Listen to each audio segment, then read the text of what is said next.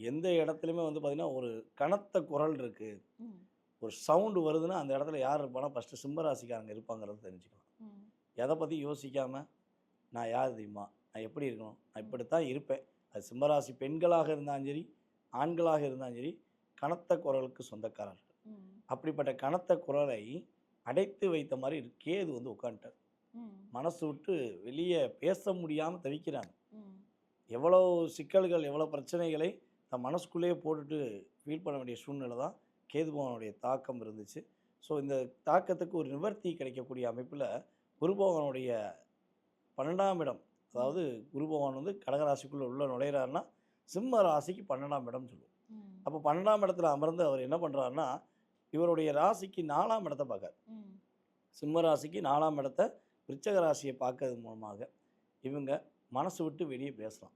ம். அதேபோல எத பத்தியும் வருத்தப்படாம, தன்னுடைய மகிழ்ச்சிக்காக கொஞ்சம் ஃப்ரீ மைண்டா, ம். இவ்வளோ நாளா போராடிக்கிட்டு இருந்தோம். ஒரு 6 மாசமா மனசு விட்டு பேச முடியல.